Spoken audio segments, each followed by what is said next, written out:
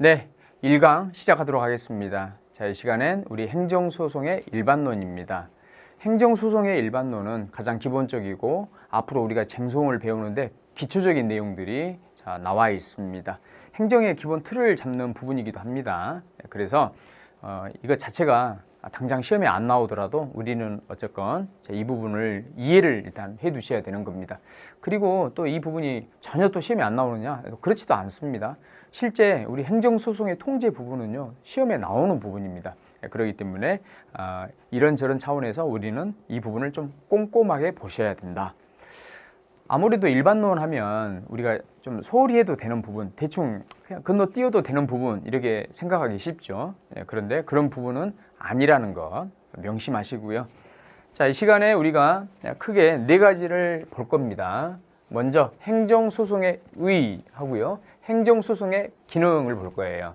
그리고 유형과 행정소송의 한계까지, 이 네 가지 중에서 행정소송의 한계가 중요합니다. 이 부분은 여러분이 좀 이해를 정확히 해 두셔야 되는 부분이고요. 그 다음 소송의 유형은 종류죠. 종류. 소송의 종류 여러 갈래로 이제 나눠볼 수 있는데 이것도 암기하셔야 됩니다. 우리 여러분 수학할 때 초등학교 2학년 때 구구단 암기하지 않습니까? 뭔가 그 원리를 우리가 꼭 이해하고 암기하는 거 아니지 않습니까? 일단 외워두고 나중에 이제 수학을 점점 배워가면서 그때 이제 적용하기 위해서 무조건 암기하는 겁니다. 이 유형 이런 것들은 일단 그런 거랑 갖다 보시면 됩니다. 너무 중요하죠. 이 기능은요, 자, 우리 소송의 기능하면 두 가지를 듭니다. 권리구제 기능과 행정통제의 기능.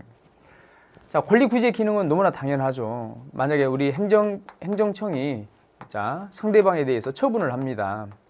처분을 하는데 이게 적법이면 상관이 없는데 만약에 이게 위법한 처분입니다. 그리고 이것 때문에 상대방이 피해를 입었습니다. 그러면요, 상대방은요, 이게 위법입니다 라고 하면서 어디로 가겠습니까? 법원으로 가겠죠. 그래서 판사님 이거 판단해 주세요 이렇게 갈 건데, 결국 이 행정소송은요, 자, 이런 어떤 심리를 통해서 뭘 하는 겁니까? 적법 여부를 따져준 다음에 만약에 이게 위법이라고 했을 때는 그 위법임을 선언을 하고 그럼으로써 상대방의 권리를 구제하자는데 그 목적이 있는 겁니다. 이게 주된 기능입니다. 주된 기능.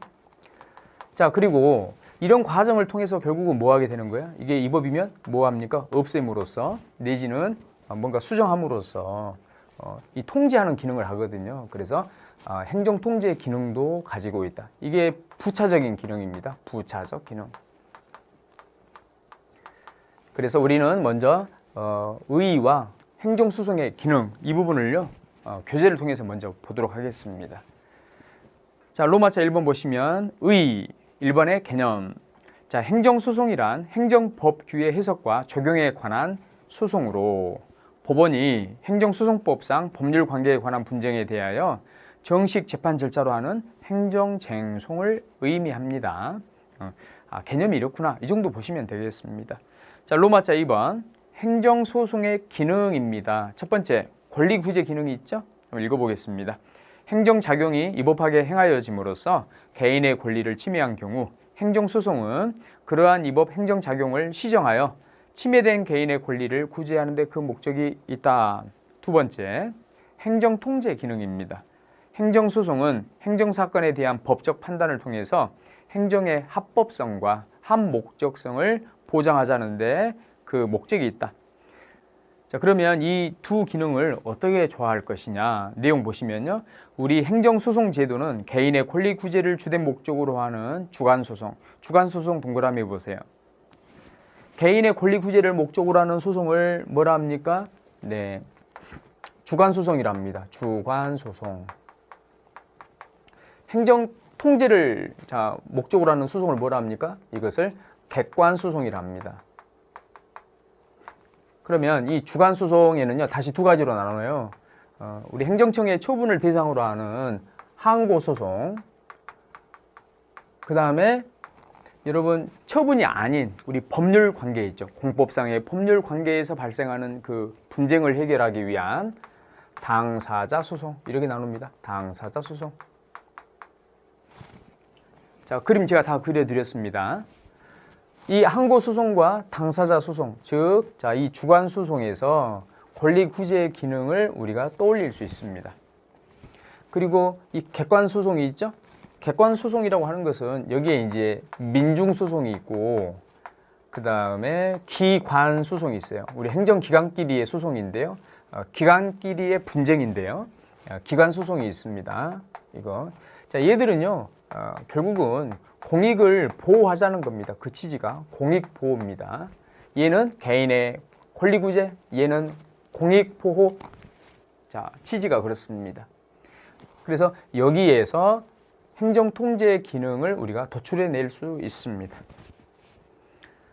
읽어보시면요. 우리 행정소송 제도는 개인의 권리 구제를 주된 목적으로 하는 주관 소송인 항고 소송과 당사자 소송을 중심으로 구성되어 있고, 이걸 중심으로 구성되어 있으니까 이것이 주된 그 기능이 되는 거겠죠. 행정의 적법성 통제를 주된 목적으로 하는 객관 소송인 기관 소송과 민중 소송은 예외적인 경우에만 인정한다. 예외적인 경우에만 인정하니까 부차적인 기능이겠죠. 그래서 세 번째 줄, 행정소송의 기능 중 권리구제 기능이 주된 기능이고 행정통제의 기능은 부수적 기능이라 할 수 있습니다. 여기까지 이렇게 간단히 보시고요. 이제 우리가 행정소송의 유형에 대해서 살펴보도록 하겠습니다. 이 부분은 암기를 하셔야 됩니다. 그래서 유형하면 일단 기본적으로 내용에 따른 구분, 성질에 따른 구분, 자, 이렇게 나눠볼 수 있습니다. 내용에 따른 구분은요, 여기 주관적 소송과 다시 객관적 소송으로 나눠볼 수 있다. 주관적 소송은 무엇을 내용으로 합니까? 개인의 권리 구제를 내용으로 합니다. 개인의 권리 구제를 내용으로 한다. 자, 이것을 우리가 주관적 소송. 그 다음, 공익 보호를 내용으로 한다. 공익 보호를 내용으로 하는 것을 객관적 소송. 이렇게 구분한다고요. 그 다음, 이제 성질에 따른 구분입니다. 우리가 이제 소송이 있겠죠? 얘의 성질에 따라서 우리가 세 가지로 나눕니다. 여기에 나와 있듯이 형성해소, 그 다음 이행해소, 그 다음 확인해소. 뭐에 따라서? 성질에 따라서. 먼저 형성해소입니다. 여러분, 구체적으로 개별 소송의 명칭이 무엇이건 상관없이 그 소송 자체의 성질만 놓고 우리가 분류해 주는 거예요. 그러니까 취소 소송이라고 하는 애가 있습니다. 이 소송의 이름은 취소 소송입니다. 그런데 얘 성질을 보니까 얘는요, 어떤 성질이 있냐면, 만약에 처분이 위법이죠? 위법이면 그 위법 자체를 결국은 없앨 겁니다. 취소니까요. 처분이 위법이면 취소를 할 겁니다. 취소를 하면요, 이게 처분시로 소급을 해서 법률 관계를 무효로 만들어 버려요. 예를 들어보면 처분이 있죠. 이 처분 때문에 누군가가 피해를 당했죠. 피해를 당했으면 소를 제기하겠죠. 취소 소송을 제기합니다. 취소 소송을 제기하는데, 그래서 판사가 판단을 해요. 판단하는데 보니까 이 처분이 위법이네. 그래서 처분이 위법입니다. 즉 인용 판결합니다. 인용 판결 받아준다는 이야기죠. 누구의 청구를 받아준다는 이야기입니까? 기준, 인용이다, 기각이다 라고 할 때는 누구를 중심하는 표현이에요? 네, 원고. 얘가 이제 피해자가 원고이겠죠. 원고를 기준해서 원고의 주장을 받아주면 인용 판결, 거부하면 기각 판결입니다. 그러면 인용 판결했다 칩시다. 우리 법원은 이 처분이 위법이라고 판단을 한 거예요. 그러면 이것을 없애버립니다. 없애버려. 취소하게 된다고요. 그러면 예전에 처분했겠죠. 그 처분시로 시간을 거슬러 올라가서 이것을 무효인 상태로 만들어 버립니다. 무효인 상태로 형성을 시키는 성질이 있습니다. 이 형성해소는 뭐 하는 성질? 형성하는 성질이 있는 이런 소송을 우리가 형성해소 이렇게 이야기를 하는 겁니다. 그 대표적인 게 취소 소송입니다. 이런 식으로요. 이행해소도 한번 보시면요. 이행해소. 보통 우리 이제 공무원 퇴직금이 있죠. 퇴직금을 더 받아야 되는데 일부밖에 못 받았어요. 그러면 퇴직금을 달라고 당사자 소송을 제기할 수 있거든요. 돈 더 주세요. 국가를 상대로 해서 당사자 소송을 제기할 수 있는데, 그래서 우리 법원이 보니까 맞아. 퇴직금 더 받아야 돼. 그래서 판결로 그걸 인정해 줍니다. 인정을 해주면요. 결국 국가는 공무원 A씨한테 돈을, 퇴직금을 얼마를 더 지급하라. 이렇게 나오겠죠. 지급하라 라고 하는 것, 얘는요, 이행을 의미하죠. 이행하라 이 말 아닙니까?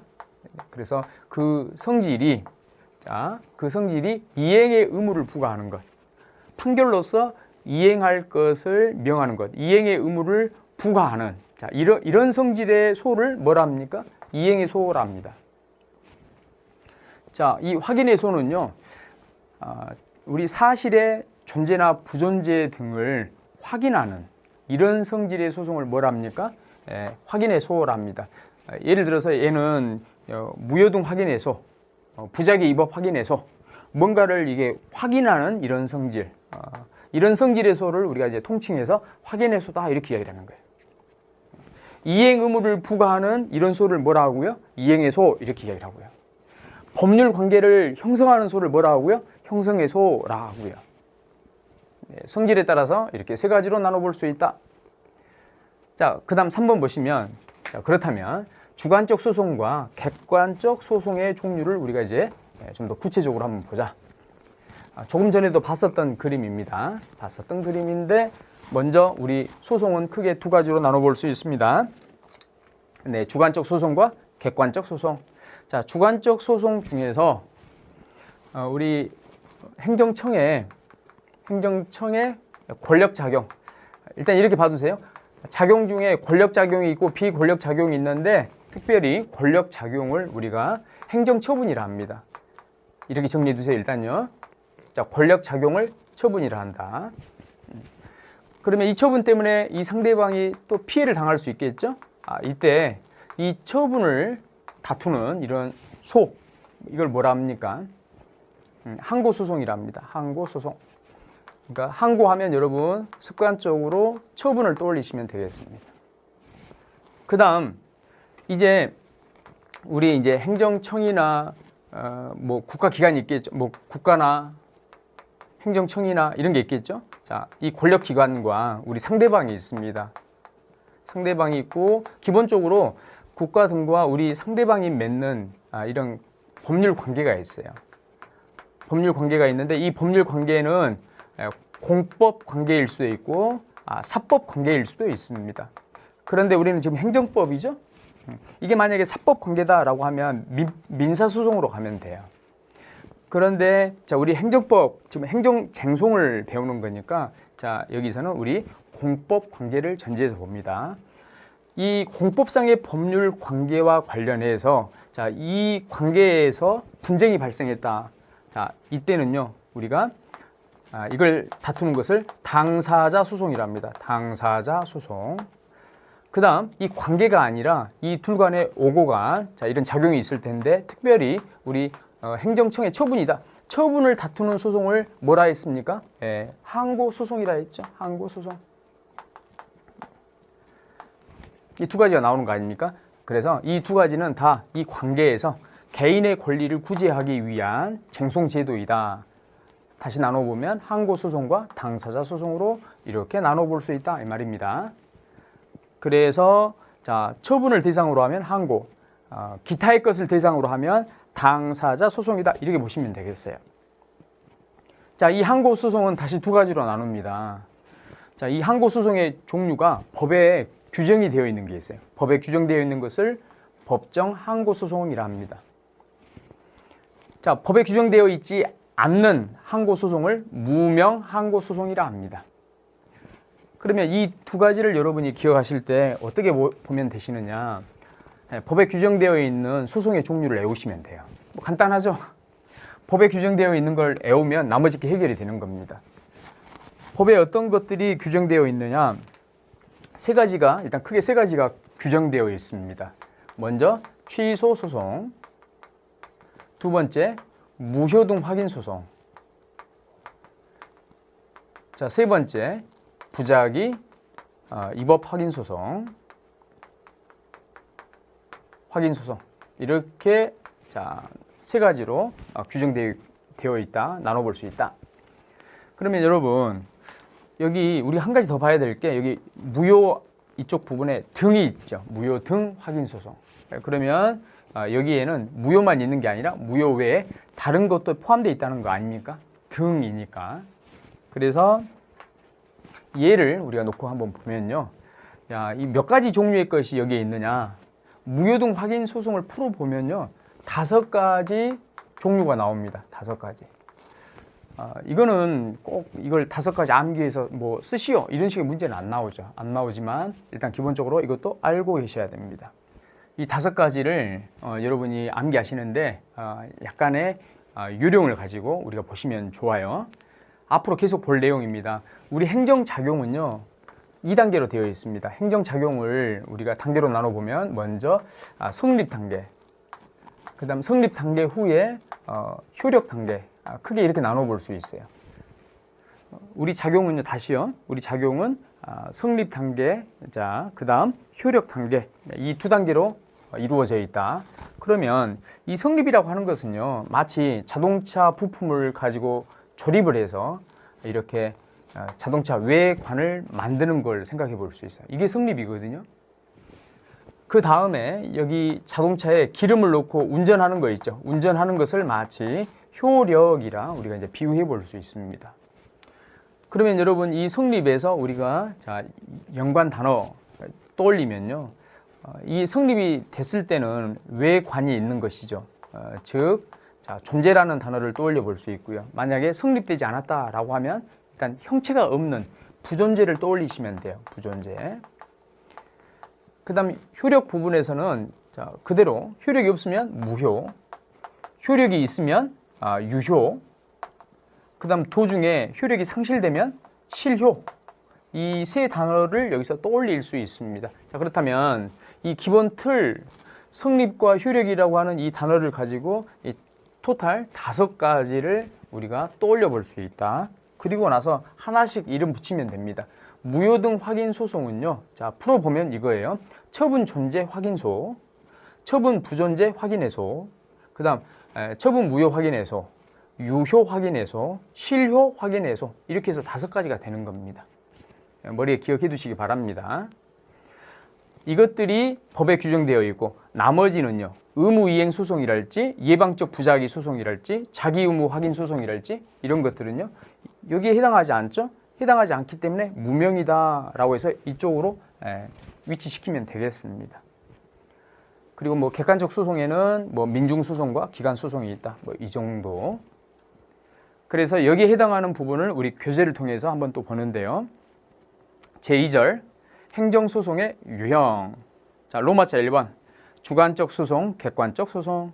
자, 행정소송은 내용에 따라서 주관적 소송과 객관적 소송으로 구분할 수 있는데 주관적 소송은 개인의 권리와 이익의 구제를 주된 내용으로 하는 소송이고 객관적 소송은 행정법규에 적정한 적용의 보장을 주된 내용으로 하는 소송이다. 객관적 소송 밑줄 꺼두시고 화살표 조금 당겨다가 뭐라 쓰시느냐? 공익보호 써두세요. 그러니까 쉬운 말로 자, 공익을 보호하기 위한 소송을 뭐라 한다? 객관적 소송이라 합니다. 이 객관적 소송 하면요. 민중소송과 기관소송이 있다. 자, 로마자 2번 이제 형성해소, 이행해소, 확인해소. 1번 형성해소 행정법상 실체적인 법률 관계의 변동을 야기하는 판결을 구하는 소송으로 행정청에 위법한 처분 등의 자, 밑줄 꺼보세요. 위법한 처분 등의 취소, 변경을 구하는 취소 소송. 2번 이행해소 보세요. 법원으로부터 피고에 대한 일정한 실체법상 청구권의 이행명령을 구하는 소. 밑줄 이행명령을 구하는 소.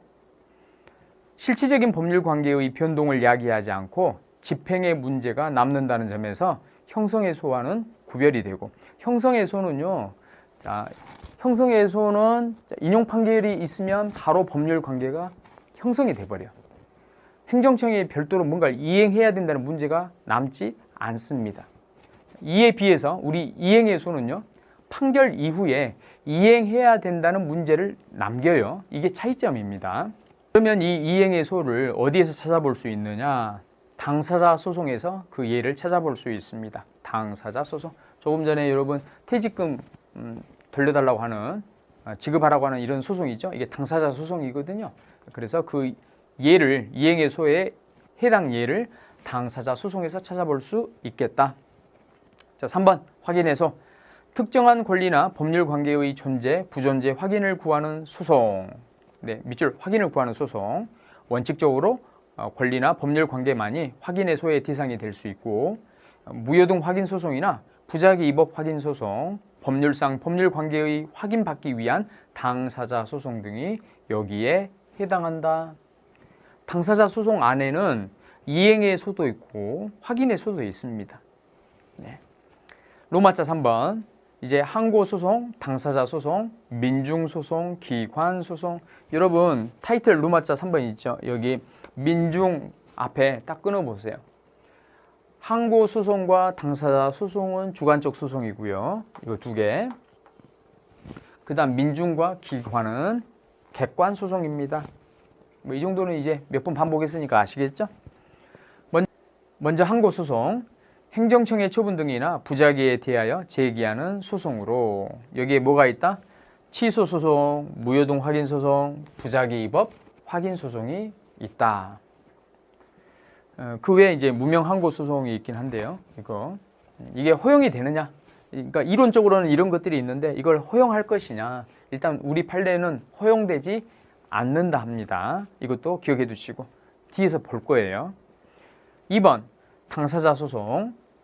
행정청의 처분 등을 원인으로 하는 법률 관계에 관한 소송. 결국 법률 관계에 관한 소송. 그 밖에 공법상 법률 관계에 관한 소송. 그러니까 앞이나 뒤나 결국 공법상 법률 관계에 관한 소송을 뭐라 한다? 네, 당사자 소송이라 합니다. 당사자 소송의 특징은요. 여러분 국가나 지자체 같은 이런 행정 주체가 있습니다. 이 주체와 우리 일반인이 관계를 맺고 살죠. 그러면 이 관계에서 분쟁이 발생하죠. 그럼 이걸 가지고 판단을 구하겠죠. 그러면 일반인은 원고가 되고 피고는 누가 됩니까? 이 법률 관계의 한쪽, 이쪽 당사자, 얘가 피고가 되는 겁니다. 국가나 지자체가 피고가 되는 거예요. 그 이야기입니다. 3번 민중소송. 국가 또는 공공단체의 기관이 법률에 위반되는 행위를 한 경우 직접 자기의 법률상 이익과 관계없이 그 시정을 구하기 위해서 제기하는 소송을 말합니다. 써두세요. 여러분 여기 해당하는 게 선거소송, 선거소송이나 국민투표소송, 그 다음 지역에 보면 주민소송이 있습니다. 주민소송 이런 것들은 특정인의 어떤 권리 구제와 상관이 사실 없어요. 없고 공익을 보호하기 위해서. 그래서 인정하는 소송을 민중소송이라 합니다. 뒤로 넘기시고. 그리고 기관소송입니다. 여러분 우리 행정기관끼리의 분쟁이 생기면 그걸 또 해결해야 되겠죠? 그래서 이때 제기하는 소송을 뭐라 한다? 기관소송이라 합니다. 그래서 국가나 또는 공공단체의 기관 상호 간 권한의 존부나 그 행사에 관한 다툼에 대하여 제기하는 소송을 말합니다. 다만 우리 헌법재판소법 2조 규정에 의하여 헌법재판소의 관장사항으로 되는 그런 소송은 일단 제외하는 거예요. 헌법재판소법에 의해서 인정되는 소송 중에 하나가 권한쟁의 심판이라고 하는 게 있습니다. 권한쟁의 심판에 해당하는 것은 일단 여기서 빠지는 겁니다. 그걸 제외한 나머지 행정기관끼리의 분쟁에 대한 소송을 뭘 한다? 기관소송이라 하는 겁니다. 이제 우리가 제3절 행정소송의 한계에 대해서 살펴보도록 하겠습니다. 이 부분 지우고요. 행정소송의 한계는 여러분 큰 틀로 이해를 해 두셔야 됩니다. 먼저 그 취지를 이해를 잘 하시면요. 그 세부 내용은 어렵지 않습니다. 이 그림은 여러분 이해시켜 드리기 위해서 제가 그린 그림입니다. 여러분 우리 헌법의 원칙 중에 권력분립의 원칙이라고 하는 게 있어요. 권력분립의 원칙. 우리 행정소송은 행정입법, 사법 이렇게 권력을 나누었을 때 어디에 위치합니까? 여기 사법에 위치하죠. 행정쟁송은 사법에 위치합니다. 그러면 결국 여기서 이제 재판권이라고 하는 이런 권한이 등장하는데 자, 이 재판권을 가지고 우리 행정권이나 입법권을 침해하면 되겠다, 안 되겠다? 안 되겠다. 이걸 침해하면 권력 분립의 원칙에 반하겠다. 그래서 우리 이제 소송의 한계로서 먼저 나오는 게 권력 분립 원칙에 반하지 않을 것이라고 하는 내용이 먼저 나옵니다. 자, 큰 그림으로 먼저. 그리고 이제 작은 그림, 세부적인 내용으로서 이 쟁송이라고 하는 것은 법적 분쟁이 발생했을 때 이 분쟁을 법을 적용해서 해결하기 위한 제도, 해결하기 위한 제도로 두고 있는 것이 바로 쟁송이라고 하는 것이죠. 소송이라고 하는 것이죠. 그러면 분쟁이 발생했을 때 이것을 해결하기 위한 제도, 이게 쟁송인데 좀 더 풀어보면요. 구체적인 사건이 발생했을 때 1번 법령을 적용해서 자, 해결할 수 있는 제도, 법령을 적용해서 해결할 수 있는 제도, 이걸 뭐라 합니까? 쟁송이라 하는 겁니다. 쟁송. 자, 여기에서 또 하나의 한계가 나오는 겁니다. 쟁송의 한계로서 여기서는요, 법률상 쟁송일 것, 법률상 쟁송일 것, 이게 한계입니다. 그 의미는요, 구체적인 사건 발생했을 때 법을 적용해서 자, 해결할 수 있을 것, 이겁니다. 그래서 이제 정리합니다. 우리가 행정소송의 한계 하면요, 자, 첫 번째 법률상 쟁송일 것, 두 번째, 자, 이 그림에서는 자, 먼저 언급했던 이건데요, 권력 분립의 원칙에 반하지 않을 것이라고 하는 겁니다. 자, 얘를요, 좀 더 이제 우리 교과서적으로 표현해 보면 첫 번째 법률상 분쟁일 것, 쟁송일 것, 이것을요, 다른 말로 사법 본질상의 한계 이렇게 표현합니다. 사법 본질상의 한계. 자, 두 번째, 이 권력 분립상 원칙이 있죠. 이거 원칙에 반하지 않을 것, 권력 분립적 한계 이렇게 표현합니다. 권력 분립적 한계. 이 두 가지 잘 기억해 두세요. 여러분, 이게 큰 틀입니다. 그러기 위해서는 이 그림을 여러분이 그려보시는 것도 필요할 것이다. 자, 여기에 해당하는 것을 우리가 이제 교재를 통해서 볼 건데요. 교재를 통해서 한번 보겠습니다. 두 가지 잘 기억해 두시고요.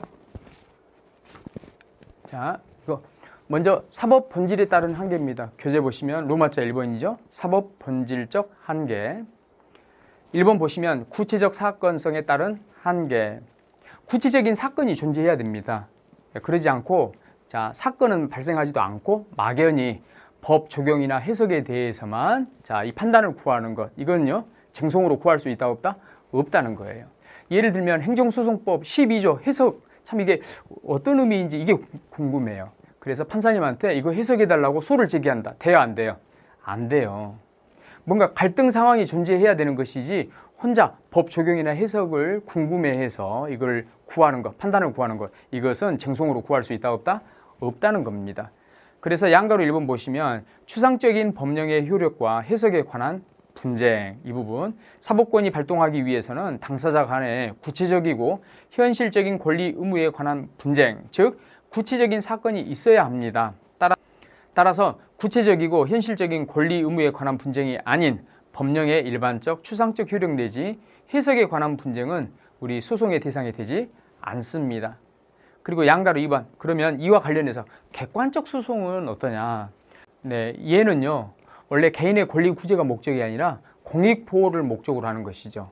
그렇기 때문에 이 객관적 소송은 원칙적으로 소송의 대상이 되지 않습니다. 쟁송이라고 하는 것은 개인의 권리 구제를 자, 목적으로 해야 되는 거예요. 원칙은요. 그래서 쟁송의 대상이 되지는 않지만, 자, 다만 법률이 특별하게 인정하고 있는 민중소송이나 기간소송의 경우에는 예외적으로 소송의 대상이 되겠다. 그래서 구체적 사건성에 따른 한계로서 같이 자, 논의가 되는 것 중에 하나가 객관적 소송입니다. 그리고 2번 법 적용상의 한계. 사건이 발생했을 때 뭐 해야 된다고요? 법을 적용해서 해결할 수 있어야 한다고요. 그래서 법 적용과 관련된 이제 한계인데, 사건이 발생하긴 했지만 여러분, 이걸 우리 법을 적용 못하는 상황이 있을 수 있어요. 그죠? 법을 적용 못한다, 즉 법적으로 해결을 못한다, 이것은요, 결국 쟁송의 한계죠.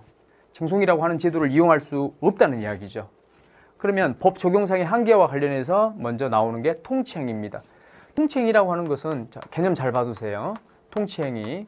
얘는 고도의 정치적 성격을 띠는 것으로서 사법심사의 대상이 되지 않는 것.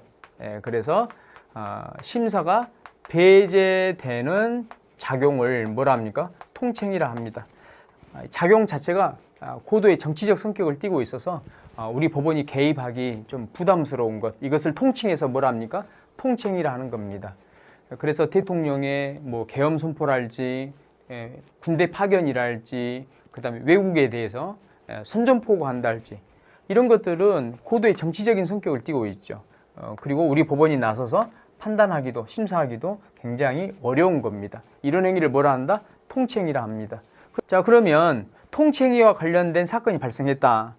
그럼 여기 법을 적용해야 되는데 법이 적용이 돼야 안 돼요. 이 사건이 통치행위라고 했을 때는 법 적용할 수 없습니다. 그래서 한계입니다. 두 번째, 반사적 이익. 이 반사적 이익은 법이 보호하지 않는 이익입니다. 법이 보호하지 않는 이익이기 때문에 반사적 이익이 침해되었다. 자, 이런 사건이 발생했다라고 했을 때는 법을 적용할 수가 없겠죠. 왜? 법이 보호하지 않는 거기 때문에 그렇습니다.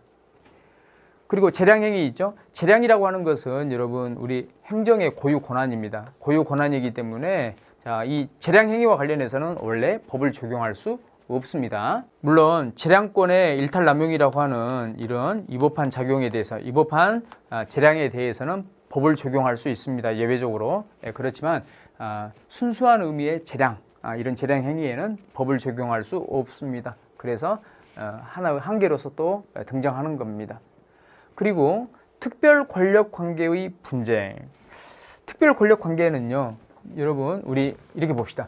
국가, 이 조직 내부가 있습니다. 여기에 구성원인 공무원이 있겠죠. 그러면 먼저 국가와 공무원 간에 이런 관계가 있겠죠.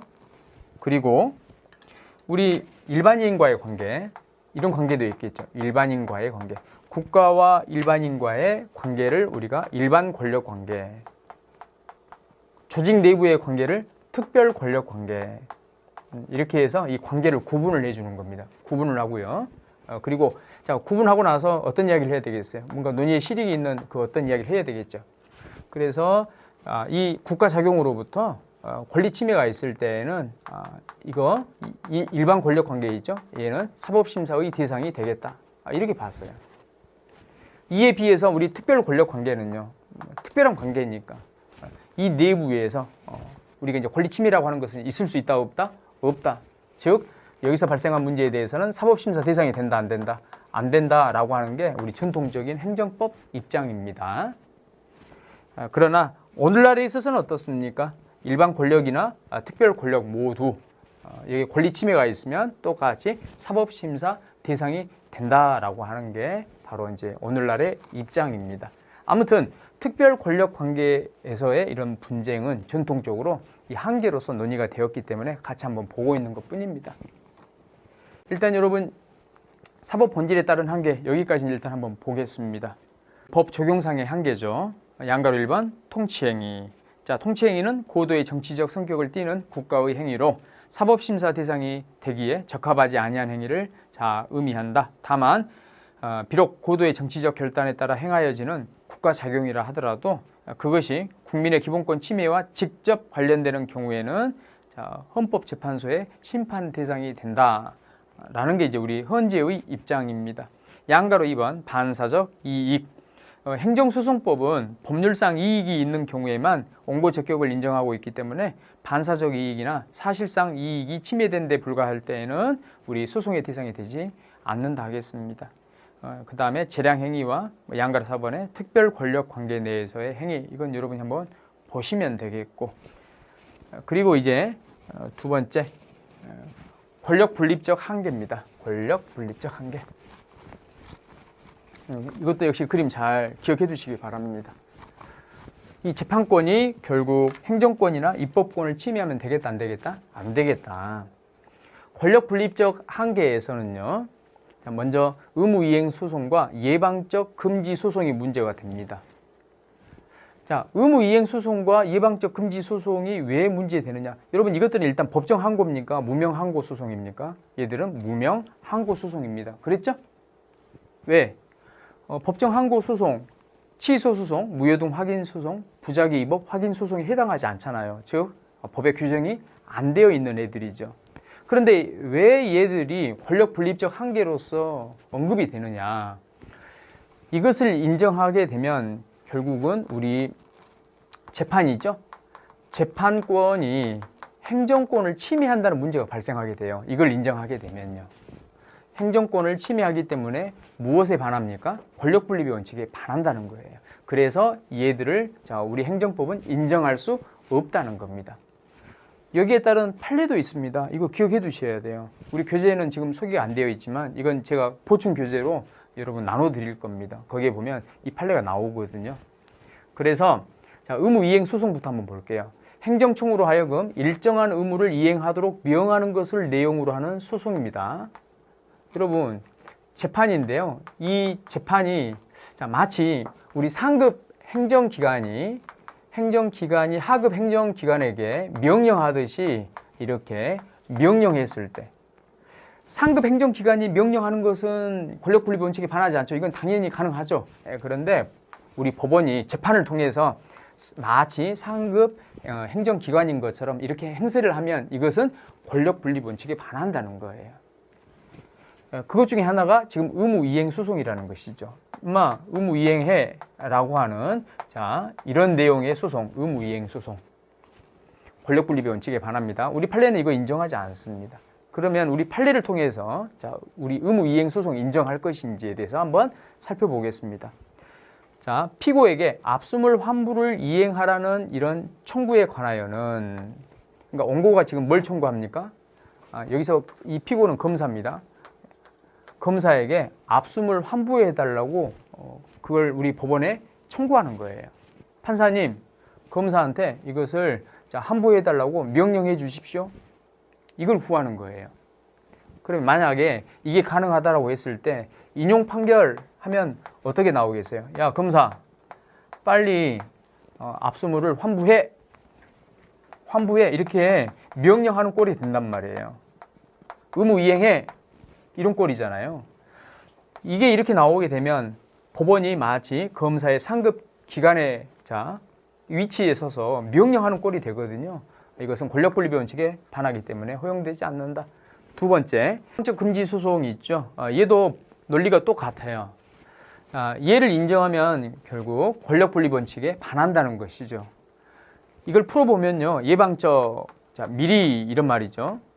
금지, 장래의 어떤 행위를 못하게끔, 이것을 내용으로 하는 우리가 소송, 이렇게 풀어볼 수 있습니다. 예방적 금지 소송, 이걸 만약에 인정한다라고 하면 우리 법원이 있죠.